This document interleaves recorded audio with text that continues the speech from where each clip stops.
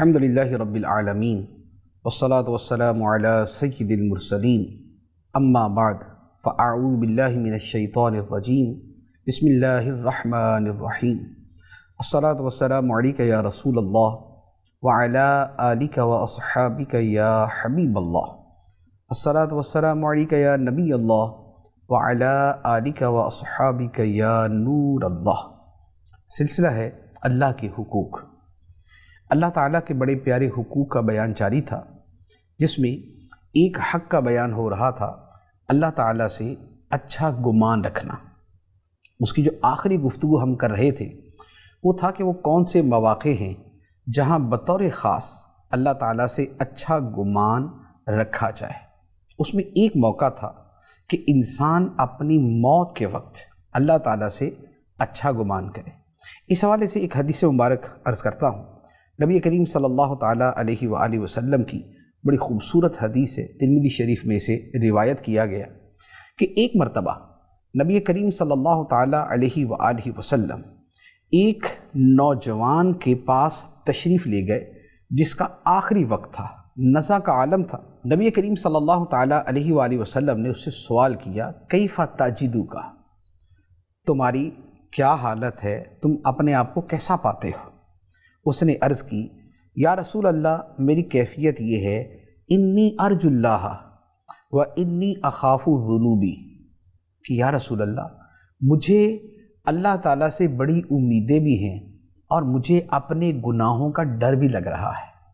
میں گناہوں سے ڈر بھی رہا ہوں، لیکن رب کی بے کراں رحمتوں کی مجھے امید بھی ہے۔ نبی کریم صلی اللہ تعالیٰ علیہ وآلہ وسلم نے ارشاد فرمایا کہ اس موقع پر، یہ جو موت کے قریبی لمحات ہوتے ہیں، فرمایا کہ اس موقع پر کسی بندہ مومن کے دل میں یہ دو چیزیں جمع نہیں ہوتی، یعنی امید اور خوف، یہ دو چیزیں جمع نہیں ہوتی مگر یہ کہ اللہ تعالیٰ اس بندے کو وہ عطا فرما دیتا ہے جس کی وہ امید رکھتا ہے، اور اس شے سے امن دے دیتا ہے جس سے وہ ڈرتا ہے۔ مراد یہ کہ موت کے وقت اگر ایک بندے کے دل میں یہ دونوں باتیں چل رہی ہیں، اس کے دل میں یہ ڈر بھی ہے کہ میں گناہ گار ہوں، میرے گناہوں کا پتہ نہیں کیا انجام ہوگا، کہیں میں اپنے گناہوں کی وجہ سے پکڑا نہ جاؤں، یہ ڈر بھی ہے، لیکن اس کے ساتھ اس کے دل میں یہ امید بھی ہے کہ میرا مولا بڑا کریم ہے، کرم فرمانے والا ہے، فضل کرنے والا ہے، رحمت کرنے والا ہے، میں اس کی رحمت کی امید رکھتا ہوں۔ تو جب بندے کے دل میں موت کے قریب یہ دونوں طرح کی چیزیں جمع ہو جائیں تو اللہ تعالیٰ اس کی امید پوری کر دیتا ہے، اور جس شے سے بندہ ڈرتا ہے اس سے اسے بے خوف کر دیتا ہے۔ تو یہ موت کے وقت اللہ تعالیٰ سے امید رکھنے کا صلہ ہے۔ اب یہاں پر ایک اگلی بحث ہے کہ یہ جو اللہ تعالیٰ سے اچھا گمان ہے یہ کیسے پیدا ہو؟ بندہ وہ کون سے عمل کرے کہ اس کے دل میں یہ کیفیت، یہ صفت پیدا ہو جائے کہ وہ اللہ تعالیٰ سے اچھا گمان رکھے؟ علماء کرام نے اس کے کئی طریقے بیان کیے ہیں، اور اس کی جو بنیاد ہے، بنیاد اس چیز پہ ہے کہ جتنا بندے کی معرفت میں اضافہ ہوتا ہے اتنا اس کے دل میں اللہ تعالیٰ کے بارے میں اچھا گمان بڑھتا جاتا ہے۔ اور یہ معرفت کس چیز کی؟ معرفت اللہ تعالیٰ کے علم کی، اللہ تعالیٰ کی قدرت کی، اس کے رحم و کرم کی، اور اس کی مہربانیوں کی۔ تو بندہ جتنا اللہ تعالیٰ کی مہربانی کو جانتا ہے، جتنا اس کی کرم نوازیوں پہ غور کرتا ہے، اس کے دل میں امید اتنی بڑھتی جاتی ہے۔ تو اس حوالے سے علماء فرماتے ہیں کہ قرآن مجید کی وہ آیات اور اسی طرح وہ احادیث طیبہ جو اللہ تعالیٰ کی رحمت پہ دلالت کرتی ہیں، ان آیات و احادیث کو بندہ پیش نظر رکھے۔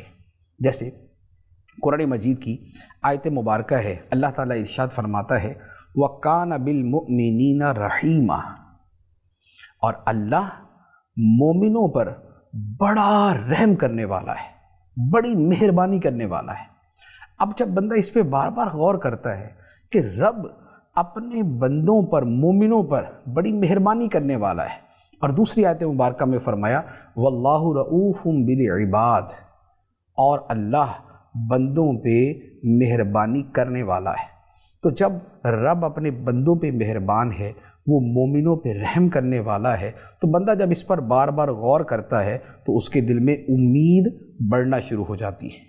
اسی طرح ایک اور حدیث مبارک اسی مفہوم کی ہے۔ نبی کریم صلی اللہ تعالیٰ علیہ وآلہ وسلم نے ارشاد فرمایا کہ جب اللہ تعالیٰ نے مخلوق کو پیدا کرنے کا فیصلہ کیا کہ کائنات بنائی جائے گی، دنیا پیدا کی جائے گی، انسان بنائے جائیں گے، انسان جن فرشتے یہ پیدا کیے جائیں گے، جب اللہ تعالیٰ نے اس کا فیصلہ کیا تو اللہ تعالیٰ نے اپنی کتاب میں لکھ دیا، لوح محفوظ میں یہ لکھ دیا۔ کیا لکھا؟ فرمایا ان رحمتی غلبت غضبی، بے شک میری رحمت میرے غضب پر غالب ہے، میری رحمت میرے غضب پر غالب ہے۔ اللہ تعالیٰ رحمت زیادہ فرماتا ہے، غضب کم فرماتا ہے۔ اس کی رحمت کے مظاہر زیادہ ہیں، اس کے غضب کے مظاہر کم ہیں۔ تو جب رب کا رحمت کا معاملہ فرمانا زیادہ ہے تو ہم اللہ کی رحمت سے امید رکھتے ہیں کہ ہمارے ساتھ بھی اللہ تعالیٰ رحمت والا معاملہ فرمائے گا۔ اسی طرح ایک اور حدیث مبارک ہے، ایک طویل حدیث ہے بخاری اور مسلم کی، کہ جس میں ایک عورت کا بچہ جو ہے وہ گم ہو گیا، اور وہ عورت بے قرار ہو کے اپنے بچے کو تلاش کرتی ہے، اور بالآخر وہ بچہ اسے مل جاتا ہے۔ تو ماں اس بچے کو اپنے ساتھ چمٹا لیتی ہے اور روتی ہے اور اسے چومتی ہے اور بڑا اس کے ساتھ لاڈ پیار کرتی ہے۔ تو یہ جو سارا منظر تھا یہ نبی کریم علیہ الصلوۃ اور صحابہ کرام کے سامنے ہوا۔ تو نبی پاک صلی اللہ تعالیٰ علیہ وآلہ وسلم نے صحابہ کرام سے فرمایا کہ اے صحابہ یہ بتاؤ، کیا تم یہ سمجھتے ہو کہ یہ عورت اپنے اس بچے کو آگ میں ڈال دے گی؟ صحابہ کرام نے عرض کی یا رسول اللہ یہ کیسے ہو سکتا ہے کہ یہ عورت جو اپنے بچے سے اتنا پیار کرتی ہے، اتنا پیار کرتی ہے، وہ جب تک ممکن ہوگا وہ اپنے بچے کو آگ میں نہیں پھینک سکتی۔ نبی پاک صلی اللہ تعالیٰ علیہ وآلہ وسلم نے ارشاد فرمایا اللہ ارحم بعبادہ من ہذہ بولدہا، فرمایا کہ جتنا اس عورت کو، اس ماں کو اپنے بچے پہ رحم ہے، اللہ کو اس سے بڑھ کر اپنے بندوں پہ مہربانی ہے۔ اللہ تعالیٰ اس سے بڑھ کر اپنے بندوں پہ مہربان ہے۔ تو اللہ تعالیٰ نے بندے کو جہنم کی آگ سے بچانے کے لیے اتنا کچھ کیا ہے، اتنا کچھ کیا ہے کہ اللہ تعالیٰ نے اپنی کتابیں نازل فرمائی، اپنے نبیوں کا سلسلہ شروع کیا، اللہ تعالیٰ نے تواتر کے ساتھ اپنے نبی بھیجے، نبی کریم صلی اللہ تعالیٰ علیہ وآلہ وسلم پر اس سلسلے کو ختم فرمایا۔ پھر قرآن کو اللہ تعالیٰ نے دائمی کتاب بنایا، دائمی معجزہ بنایا، قیامت تک کے لیے اس کو محفوظ کیا۔ پھر نبی پاک علیہ السلام کی احادیث کو محفوظ کیا، آپ کی امت میں علماء پیدا کیے، دین کا پیغام پہنچانے والے مبلغین پیدا کیے۔ پھر اللہ تعالیٰ نے کائنات میں اپنی نشانیاں رکھیں کہ جن نشانیوں کو دیکھ کر بندہ خدا کی طرف مائل ہوتا ہے۔ پھر رب کی رحمت و کرم کے مختلف مناظر لوگوں کے سامنے آتے رہتے ہیں، کوئی مرض سے شفا پاتا ہے، کوئی مصیبت سے نکلتا ہے، کوئی کسی تنگ دستی سے باہر آتا ہے، کسی کے ساتھ کوئی معاملہ ہوتا ہے۔ یہ سارے کے سارے معاملات اس لیے ہیں کہ بندہ اللہ تعالیٰ کی طرف سچے دل سے رجوع کر لے، وہ توبہ اور رجوع کی طرف آ جائے اور وہ جہنم میں جانے سے بچ جائے۔ ماں اپنے بچے کے لیے اتنا نہیں کرتی، وہ اس کے لیے اتنے سارے اہتمام اور اتنے سارے انتظام نہیں کرتی جتنا رب نے اپنے بندے کو آگ سے بچانے کے لیے چیزیں پیدا فرمائی اور اسباب مہیا فرمائے۔ اب اس کے باوجود اگر کوئی بندہ نافرمانیوں پہ اترتا ہے تو اس کے لیے جہنم کی سزا ہے، لیکن اللہ تعالیٰ نے ہزار چیزیں بندے کو آگ سے بچانے کے لیے اس کے سامنے رکھی ہیں۔ تو نبی پاک صلی اللہ تعالیٰ علیہ وآلہ وسلم نے ارشاد فرمایا کہ یہ عورت اپنے بچے پر جتنی مہربان ہے، اللہ تعالیٰ اس عورت سے زیادہ اپنے بندے پہ مہربان ہے۔ اب جب بندہ ان روایات کو پڑھتا ہے، اللہ تعالیٰ کے رحم و کرم پہ غور کرتا ہے، تو پھر اس کے دل میں اللہ تعالیٰ سے جو اچھا گمان ہے وہ پیدا ہونا شروع ہو جاتا ہے، وہ بڑھنا شروع ہو جاتا ہے۔ ایک اور حدیث مبارک عرض کرتا ہوں، بڑی خوبصورت حدیث مبارک ہے۔ اللہ تعالیٰ کی مہربانیاں ہمیشہ سے چلتی آ رہی ہیں، جب سے خدا نے ہمیں پیدا کیا ہم پہ اللہ تعالیٰ کی مہربانیاں ہیں۔ ہم بچے ہوتے ہیں، ہم اپنی مرضی سے کچھ کر نہیں سکتے، لیکن رب نے ہماری محبت ہمارے ماں باپ کے دلوں میں ڈالی ہوتی ہے، لوگوں کے دلوں میں ڈال دیتا ہے، اور ان کے ذریعے ہماری زندگی کے امور کو پورے کرواتا ہے۔ تو یوں ایک پورا سلسلہ ہے، پیدائش سے پہلے سے لے کر ہمارے ساتھ مہربانیوں کا معاملہ شروع ہوتا ہے، اور ہماری پوری زندگی یہ مہربانیوں کا سلسلہ جاری رہتا ہے، اور رب کی رحمتوں کا سلسلہ کبھی ختم نہیں ہوگا۔ قیامت میں میدان محشر میں بھی رب کی رحمتوں کا دریا جو ہے وہ موجزن ہوگا، حتیٰ کہ رحمتوں کا معاملہ اس حد کو پہنچے گا کہ حدیث مبارک میں فرمایا گیا کہ اللہ تعالیٰ قیامت کے دن جتنی مہربانی اور رحمت فرمائے گا، اس کے بعد شیطان بھی امید لگا کے بیٹھ جائے گا کہ میری بھی بخشش ہو جائے گی، ہوگی نہیں اس کی، لیکن رب کی رحمت ایسی فراوانی کے ساتھ ہوگی، اللہ تعالیٰ کی رحمت کا ایسا ظہور ہوگا کہ شیطان بھی امید لگا کے بیٹھ جائے گا۔ اب قیامت کے دن جو اللہ تعالیٰ کی مہربانیاں ہیں اس کا ایک واقعہ میں عرض کرتا ہوں۔ یہ حدیث مبارک بخاری اور مسلم شریف کی ہے۔ نبی کریم صلی اللہ تعالیٰ علیہ وآلہ وسلم نے ایک مرتبہ اس شخص کے بارے میں خبر دی جسے جہنم سے سب سے آخر میں نکالا جائے گا، سب سے آخر میں، یعنی اس کا مطلب یہ ہوا کہ یہ آخری جنتی ہے۔ اس سے پہلے اربوں کھربوں مسلمان جنت میں جا چکے ہوں گے، یہ آخری مسلمان ہوگا، کیونکہ کافر تو جہنم سے نہیں نکلے گا، یہ آخری مسلمان ہوگا، اسے جہنم سے نکالا جائے گا۔ اب اس پر اللہ تعالیٰ کی کتنی مہربانی ہوگی آپ ذرا اس کو دیکھیے۔ حدیث مبارک میں ہے، نبی کریم صلی اللہ تعالیٰ علیہ وآلہ وسلم فرماتے ہیں کہ جب آخری جہنمی کو جہنم سے نکالا جائے گا تو اس کو نکالا یوں جائے گا کہ جہنم سے نکل کر اس کا منہ جہنم کی طرف ہوگا۔ اب جہنم کی طرف منہ ہوگا تو سامنے عذاب، سزائیں اور جہنم کی تپش اور یہ سب اس کے سامنے نظر آ رہا ہوگا، تو وہ عرض کرے گا یا اللہ میرا منہ ادھر سے پھیر دے، میں ان کو دیکھ رہا ہوں، جہنم کا یہ جو شعلے ہیں، جو اس کی تپش ہے، یہ تو مجھے ویسے ہی جھلسا رہی ہے، جلا رہی ہے، اس سے میرا منہ ادھر کو پھیر دے۔ اللہ تعالیٰ فرمائے گا کہ اگر میں تیرا منہ ادھر سے پھیر دوں تو یہ بتا پھر اور تو کچھ نہیں مانگے گا؟ وہ کہے گا نہیں یا اللہ اور کچھ نہیں مانگوں گا۔ اب اللہ تعالیٰ سے وہ بڑے پکے وعدے کر لے گا کہ یا اللہ میں وعدہ کرتا ہوں، میں یہ قسم کھاتا ہوں، یہ سارا کچھ کرا کے وہ یہ کہے گا کہ یا اللہ بس تو میرا منہ جہنم سے پھیر دے۔ اللہ تعالیٰ اس کا منہ جہنم سے پھیر دے گا اور دور اس کو جنت نظر آئے گی۔ اب جب جنت نظر آئے گی اور جنت کے مناظر اس کے سامنے ہوں گے، سبحان اللہ، تو وہ پہلے تو تھوڑا سا شرمندہ ہوگا، غور کرے گا کہ اب کیا کروں، پھر کہے گا یا اللہ ایک سوال ہے۔ اللہ تعالیٰ فرمائے گا تو نے پہلے نہیں کہا تھا کہ تو نے کچھ نہیں مانگنا؟ اور وہ کہے گا یا اللہ ایک سوال۔ اللہ تعالیٰ فرمائے گا اچھا ٹھیک ہے، اگر یہ پورا ہو گیا اور تو نہیں مانگو گے؟ وہ کہے گا نہیں یا اللہ اور کچھ نہیں مانگو۔ اب وہ بندہ کہے گا کہ یا اللہ مجھے جنت کے قریب کر دے بس۔ اللہ تعالیٰ اسے جہنم سے پھیر کے جنت کے قریب کر دے گا اور وہ جنت کے قریب ہو جائے گا۔ اب وہاں جب جا کے وہ دیکھے گا کہ اتنا کچھ جنت کے اندر، ایسی موجیں، ایسے محلات، ایسی نعمتیں، کھانا پینا پہننا رہنا، مناظر، اور پھر جو جنت کے اندر دودھ شہد شراب کی نہریں، اب جب یہ ساری چیزیں دیکھے گا تو اب وہاں پر کھڑے ہو کے وہ خاموش ہو جائے گا، اور کافی دیر خاموش رہے گا، کیونکہ اب اس کو سمجھ نہیں آ رہا ہوگا کہ اب میں کیا بولوں، کیونکہ میں تو بڑی قسمیں کھا کے پہلے ہی جو ہے میں نے کہا تھا کہ یا اللہ میرا صرف منہ جہنم سے پھیر دے، اس کے بعد پھر میں نے قسمیں کھا کے کہا تھا بس آگے کر دے اور کچھ نہیں مانگوں گا۔ تو اب وہ کافی دیر خاموش رہے گا، اس کے بعد پھر کہے گا اے ربی ادخلنی الجنہ، یا اللہ جنت میں ہی داخل کر دے۔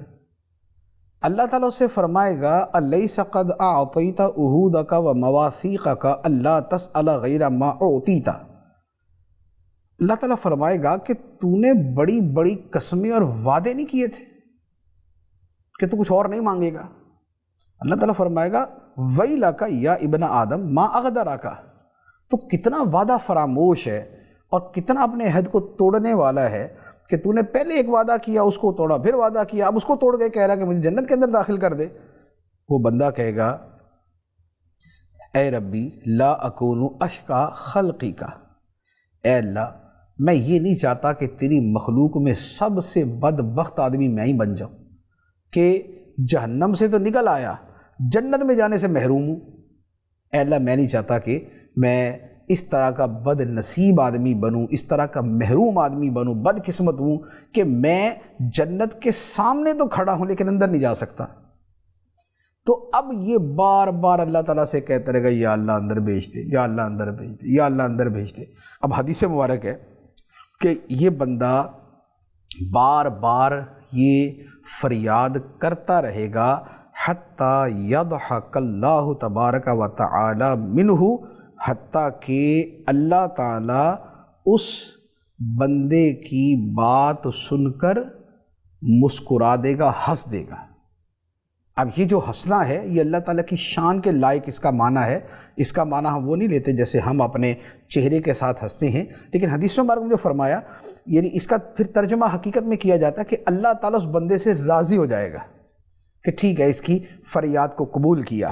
فَإِذَا ضَحِكَ اللَّهُ مِنْهُ، جب اللہ تعالیٰ اس بندے سے راضی ہو جائے گا تو اللہ تعالیٰ فرمائے گا اُدْخُلِ الْجَنَّةِ، جا جنت میں داخل ہو جائے۔ اب وہ بندہ جنت میں داخل ہوگا، جب وہ جنت میں داخل ہوگا تو اللہ تعالیٰ سے فرمائے گا تمنا، اب جو تمنا کرنی ہے کر، جو آرزو تیرے دل میں آتی ہے بول۔ فَيَسْأَلُ رَبَّهُ وَيَتَمَنَّا، تو وہ بندہ اپنے رب سے سوال کرتا رہے گا، تمنا کرتا رہے گا، حتیٰ کہ اللہ تعالیٰ اسے یاد کرائے گا یہ بھی مانگ، یہ بھی مانگ، یہ بھی مانگ، یہ بھی مانگ۔ یعنی بندہ تو جتنا مانگ سکے گا مانگ لے گا، اس کے بعد اللہ تعالیٰ اس کو یاد کرائے گا یہ بھی مانگ لے، یہ بھی مانگ لے، یہ بھی مانگ لے۔ تو اللہ تعالیٰ اتنا فرمائے گا حتیٰ کہ اس بندے کی ساری آرزویں پوری ہو جائیں گی، ساری آرزویں پوری ہو جائیں گی۔ جتنا اس نے مانگنا ہوگا، یا اللہ مجھے اتنے محلات دے دے، اتنی حوریں دے دے، یا اللہ اتنے مجھے باغات دے دے، اتنے مجھے کھانے پینے کی چیزیں دے دے، اتنا بڑا رقبہ دے دے، سب کچھ مانگ کے اس کی ساری امیدیں ختم ہو جائیں گی، ساری تمنائیں پوری ہو جائیں گی۔ تو اس کے بعد اللہ تعالیٰ اس سے فرمائے گا ذَلِكَ لَكَ وَمِثْلُهُ مَعَهُ، جتنا تو نے مانگا وہ تجھے دیا اور اس کے ساتھ اتنا ہی زیادہ تجھے اور بھی عطا کر دیا۔ اس نے 2 محل مانگے، خدا 4 عطا فرمائے گا۔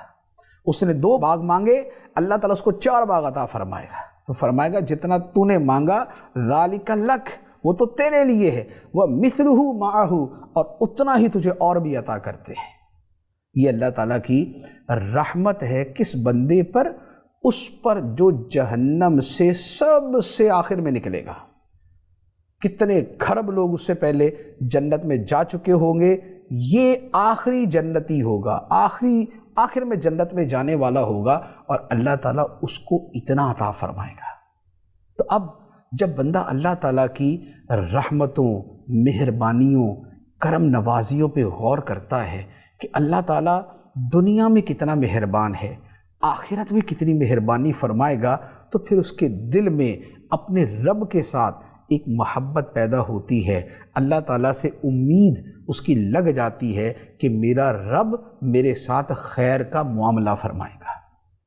اور یہ جو خیر کا معاملہ ہے اسے ہی حسن الظن باللہ کہا جاتا ہے، کہ توقع الجمیل من اللہ، اللہ سے اچھے معاملے کی توقع رکھنا، اچھے معاملے کی امید رکھنا۔ اچھا، اب یہ ہے اللہ تعالیٰ سے حسن ظن۔ اب اس کے ساتھ تھوڑا سا اس میں مزید وضاحت کی جو ہے وہ حاجت ہے، وہ یوں ہے کہ ہوتا یہ ہے کہ بندہ جب رب کی مہربانیاں اور رحمتیں اور اس طرح کی چیزیں پڑھتا سنتا ہے تو شیطان اس کو تھوڑا سا ٹیڑھے راستے پہ لے جاتا ہے وہ کیا؟ بندہ کہتا جب اللہ تعالیٰ اتنا ہی مہربان ہے تو نیکیاں کرنے کی کیا ضرورت، گناہوں سے بچنے کی کیا ضرورت؟ خدا کی مہربانیاں ہیں، اللہ تعالیٰ اتنا مہربان ہے، اتنا کرم فرمانے والا ہے، تو مسئلہ ہی کوئی نہیں، ہم نے تو جانا ہی جنت میں، تو لہذا ٹینشن کس بات کی ہے؟ کاہے کو گناہوں سے بچیں اور کاہے کو اتنی ساری نیکیوں کی مشقتیں اٹھائیں۔ یہ ہے شیطان کا وار اور اس کا وسوسہ کہ جب بندہ رحمت کے معاملات پہ نظر کرتا ہے تو شیطان اسے دھوکے میں ڈال دیتا ہے۔ یہ ہے وہ چیز کہ جس کے بارے میں رب نے فرمایا یا ایھا الانسان ما غرک بربک الکریم، اے انسان تجھے تیرے کرم والے رب کے بارے میں کس نے دھوکے میں ڈالا؟ تجھے تیرے کرم والے رب کے بارے میں کس نے دھوکے میں ڈالا؟ یعنی اللہ تعالیٰ نے اپنی صفت یہی بیان فرمائی کہ رب کریم ہے، وہ کرم کرنے والا رب ہے۔ اس کا مطلب یہ ہوا کہ بندہ جب رب کے کرم پر نظر رکھتا ہے تو وہاں شیطان کا دھوکہ بھی آ سکتا ہے۔ تو یہ نہ ہو کہ رحمت کی امید پر بندہ گناہ میں جا پڑے، کیونکہ اللہ تعالیٰ نے یہ تو فرمایا ہے کہ وہ رحمت فرمائے گا، وہ مغفرت فرمائے گا، وہ بخش دے گا، لیکن یہ نہیں فرمایا کہ ہر بندے کو ایسا بخشے گا کہ اس نے جہنم میں جانا ہی نہیں، ایسا نہیں۔ فرمایا فَيَغْفِرُ لِمَن يَشَاءُ، اللہ تعالیٰ بخش دے گا جسے چاہے گا، تو جسے چاہے گا اسے بخشے گا۔ یہ نہیں ہے کہ ہر بندے کو گارنٹی ہے اور اس کو مہر لگی ہوئی جو ہے وہ دستاویز مل گئی کہ وہ بخشا گیا، تو اللہ تعالیٰ چاہے گا تو بخشے گا، ورنہ وَيُعَذِّبُ مَن يَشَاءُ، جسے چاہے گا عذاب دے گا۔ تو لہٰذا رحمت کی امید ضرور رکھی جائے لیکن عذاب کا ڈر بھی ساتھ میں ہونا چاہیے۔ بزرگان دین نے فرمایا کہ جو بندہ رحمت کی امید پہ گناہ کرتا ہے وہ دھوکے میں پڑا ہوا ہے، وہ دھوکے میں پڑا ہوا، اور یہ رحمت کی امید نہیں ہے، یہ حسن ظن میں نہیں آتا، یہ اچھے گمان میں نہیں آتا، بلکہ یہ اپنے نفس کو دھوکہ دینے میں آتا ہے۔ اسی لیے قرآن مجید کی آیت مبارکہ ہے، اللہ تعالیٰ نے ارشاد فرمایا وَالَّذِينَ يُؤْتُونَ مَا آتَوْا وَقُلُوبُهُمْ وَجِلَةٌ، اور وہ لوگ جو اللہ کی راہ میں دیتے ہیں، اپنا مال دیتے ہیں، اس حال میں دیتے ہیں کہ ان کے دل ڈر رہے ہوتے ہیں، یعنی اللہ کی راہ میں خرچ بھی کر رہے ہیں، غریب کو دے رہے ہیں، مسجد کو دے رہے ہیں، مدرسے کو دے رہے ہیں، اللہ کی راہ میں خرچ کر رہے ہیں، لیکن اس کے ساتھ کیا ہے؟ فرمایا وَقُلُوبُهُمْ وَجِلَةٌ، ان کے دل لرز رہے ہوتے ہیں۔ اب سوال یہ ہے کہ بھائی گناہ کر کے تو بندے کا دل لرزے، لیکن راہ خدا میں خرچ کر کے بھی اس کے دل میں ڈر ہو، یہ کیا؟ تو اس کی شرح کے اندر حدیث مبارک ہے ترمذی شریف کی، حضرت عائشہ رضی اللہ تعالی عنہا روایت کرتی ہیں، فرماتی ہیں کہ میں نے رسول اللہ صلی اللہ تعالی علیہ وسلم سے سوال کیا کہ یا رسول اللہ یہ آیت مبارکہ کا مطلب کیا ہے کہ اللہ کی راہ میں خرچ بھی کریں اور ڈریں بھی؟ کیا یہ وہ لوگ ہیں جو شراب پئیں گے اور چوری کریں گے؟ تو یہ ان کے بارے میں ہے کہ مال دے تو رہے ہیں لیکن ساتھ میں چونکہ گناہ بہت زیادہ کر رہے ہیں تو لہذا ڈر بھی رہے ہیں، تو کیا یہ ان لوگوں کے بارے میں ہے؟ نبی پاک صلی اللہ تعالی علیہ وسلم نے فرمایا لا یا بنت صدیق، اے صدیق کی بیٹی ایسا نہیں ہے، یہ چوروں ڈاکوؤں کے بارے میں نہیں ہے کہ وہ اللہ کی راہ میں خرچ کریں لیکن پھر بھی ڈریں کہ بھئی چوری ڈکیتی جو کرتے ہیں تو اس کی وجہ سے کہیں پکڑے نہ جائیں، یہ ان کے بارے میں نہیں۔ فرمایا یہ کون ہیں؟ فرمایا وَلَكِنَّهُمُ الَّذِينَ يَصُومُونَ وَيُصَلُّونَ وَيَتَصَدَّقُونَ وَهُمْ يَخَافُونَ أَلَّا يُقْبَلَ مِنْهُمْ، نبی پاک صلی اللہ تعالی علیہ وسلم نے فرمایا بلکہ یہ وہ لوگ ہیں جو روزے بھی رکھتے ہوں گے، جو نمازیں بھی پڑھتے ہوں گے، جو صدقہ بھی دیتے ہوں گے، اور ان سب کے باوجود وہ ڈرتے ہوں گے کہ کہیں ان کی یہ نیکیاں مسترد نہ ہو جائیں، رد نہ ہو جائیں، مردود نہ ہو جائیں، غیر مقبول نہ ہو جائیں۔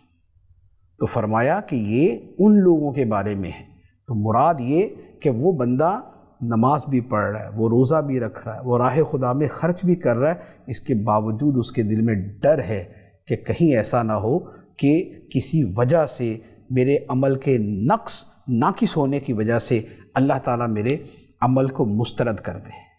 تو اس لیے رحمت کی امید پہ گناہ نہیں، بلکہ رحمت کی امید پہ رحمت والے عمل کی طرف بندے کی توجہ بڑھ جائے۔ امام غزالی رحمۃ اللہ علیہ نے اس کے بارے میں ایک جگہ بڑا خوبصورت اور بڑا مفصل کلام کیا ہے۔ وہ فرماتے ہیں کہ اللہ کی رحمت کی معلومات ہونے سے بندے کی نیکیاں بڑھنی چاہیے یا گناہ بڑھنے چاہیے؟ تو فرماتے ہیں کہ اللہ کے نبیوں سے زیادہ اللہ کی رحمت کا کس کو پتہ تھا؟ اللہ کے نبیوں سے زیادہ اللہ کی رحمت کو کون جانتا ہے؟ سب سے زیادہ رب کی معرفت رکھنے والے اللہ کے نبی۔ پھر فرمایا کہ صحابہ کرام سے زیادہ اللہ کی رحمت کو کون جانتا تھا؟ پھر فرمایا اولیاء کرام سے زیادہ اللہ کی رحمت کو کون جانتا تھا؟ تو یہ جتنا اللہ کی رحمت کو جانتے تھے یہ اتنا زیادہ عمل کرتے تھے۔ یعنی انہوں نے رحمت کو جانا تو یہ صحابہ یا بزرگان دین نے یہ نہیں کیا کہ رحمت کی امید پہ عمل چھوڑ دیا، بلکہ رحمت کی امید پہ زیادہ عمل کیا کہ یار خدا کی اتنی رحمت ہے، جتنی زیادہ سے زیادہ ہو سکتا ہے سمیٹ لو، جتنے زیادہ سے زیادہ عمل کر کے خدا کی رحمت ہم لے سکتے ہیں اتنی زیادہ لے لینی چاہیے۔ زیادہ نمازیں پڑھ کے خدا کی رحمت لی، روزے رکھ کے خدا کی رحمت لی، زکوٰۃ دے کے، خیرات کر کے، مشقتیں کر کے، راتوں کو جاگ کے، عبادتیں کر کے، تلاوت کر کے، ذکر کر کے، درود پڑھ کے، تہجد پڑھ کے، راتوں کو دعائیں مانگ کے، راہ خدا میں اپنی جانیں قربان کر کے، اپنا مال خرچ کر کے انہوں نے زیادہ سے زیادہ رب کی رحمت سمیٹنے کی کوشش کی۔ تو رحمت کو جانتے تھے لیکن اس کے ساتھ ان کے عمل میں اضافہ ہوتا تھا، اور ان کے بارے میں رب فرماتا ہے یہی وہ لوگ ہیں کہ جو نیکیوں میں بڑی جلدی کرنے والے ہیں۔ یہ نیکیوں میں جلدی کرتے ہیں، ان کو پتہ چلتا ہے کہ رب کی رحمت ہمیں نصیب ہوگی اگر ہم اس کی عبادت کریں گے، تو یہ عبادت میں جلدی کرتے ہیں اور یہ عبادت میں کثرت کرتے ہیں، یہ عبادت میں زیادتی کرتے ہیں۔ تو اللہ تعالیٰ سے حسن ظن رکھنا جو ہے وہ یہ ہے کہ انسان اپنی زندگی کے جملہ معاملات میں اللہ تعالیٰ سے اچھا گمان رکھے، مشکل ہو تب بھی خدا سے اچھا گمان، قرض میں ڈوب جائے تو بھی اچھا گمان، مشکل آ جائے تو بھی اچھا گمان، بیماری آ جائے تو بھی اچھا گمان، توبہ کرے تو بھی اچھا گمان رکھے، اس کی بارگاہ میں دعا کرے تو قبولیت کی امید رکھے، اور اسی طرح زندگی کے اور جو مصائب و آلام ہوتے ہیں ان تمام حالات کے اندر اللہ تعالیٰ سے اچھی امید رکھے، اس کی رحمت کی امید رکھے، اس کی رحمت پہ نظر رکھے، اور اس کے ساتھ ساتھ اپنے عمل کو بڑھاتا جائے۔ اللہ تبارک و تعالی ہمیں عمل کی توفیق عطا فرمائے، آمین بجاہ النبی الامین صلی اللہ علیہ وسلم۔